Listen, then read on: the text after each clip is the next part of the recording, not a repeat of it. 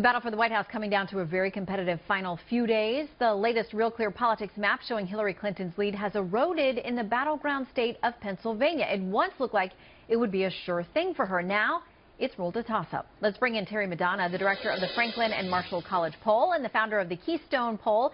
Terry, thanks for joining us tonight.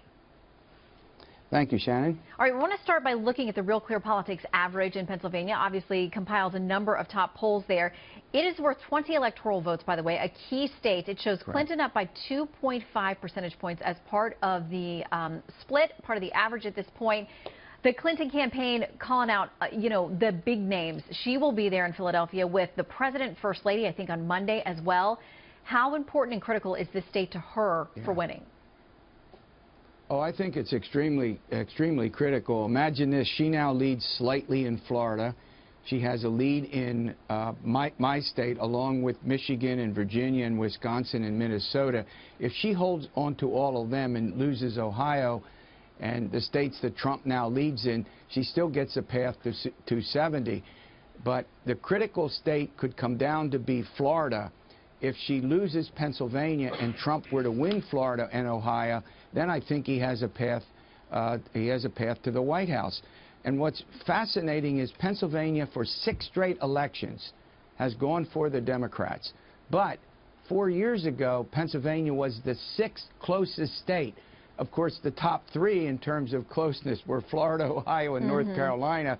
So those 4 states have really been targeted by both campaigns. As you accurately point out, multiple visits. In fact, they might be able to claim Pennsylvania residency if they hang out in our state much longer. Yeah. Okay, you talk right. about the shift there in Pennsylvania. How much of that do you think this time around has to be with Trump's made a very direct appeal to blue-collar workers, to coal miners, to people who are in manufacturing, those kinds of things, and has emphasized how much their jobs have been hurt by policies over the last 8 years of the Democrats.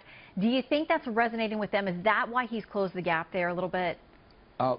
There's no doubt about it. I mean, that was its initial support base. It's in western Pennsylvania, up in the Northeast, as you accurately point out, where coal was king and steel was king, and all of these huge industries were part of the great industrial era for our country. The jobs have gone away. Trump's biggest support comes from white blue-collar workers, high school educations or less.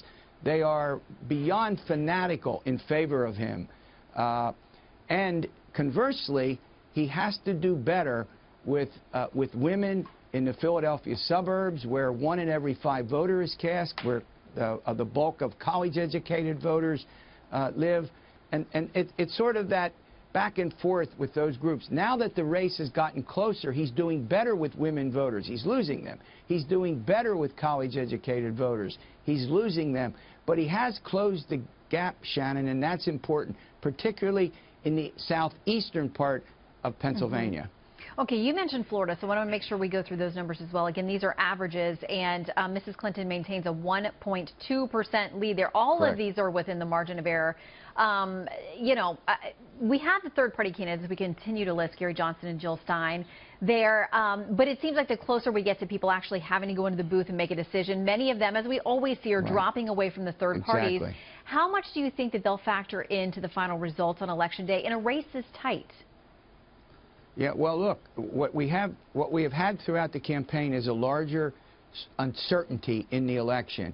Not just voters who are saying, well, I haven't made up my mind, but voters who say, yes, I'm going to vote for Trump or I'm going to vote for Clinton, but I could still change my mind. And then you have, as you point out, the third-party candidates, and their support has slipped because voters there are saying, well, I better vote for one of the other the 2 major party candidates, mostly going back to Clinton.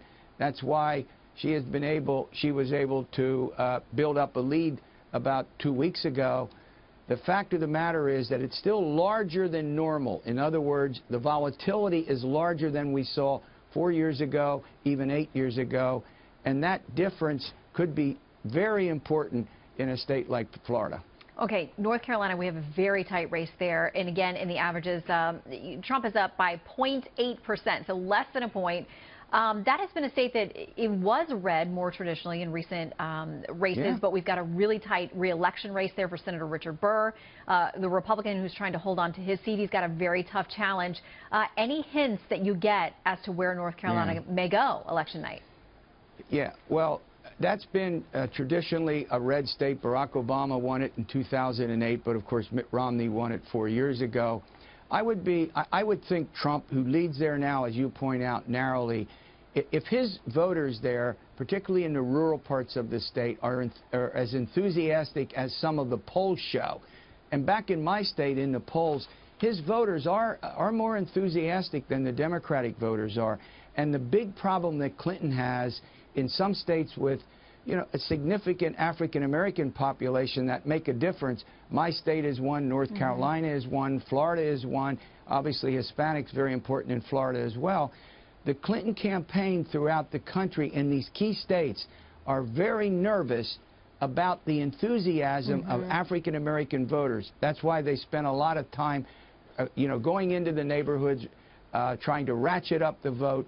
If it falls back, and by the way, more African Americans voted in our country as a proportion of their population 4 years ago than whites for the first time in American history. So you can see how important that's going to be in Pennsylvania, North Carolina, Florida, and a couple of other states. And that enthusiasm means a lot to the outcome of the election in some of these critical states. It absolutely could be. All right, Terry Madonna, thank you so much for your analysis. It's great to see you tonight. Thank you.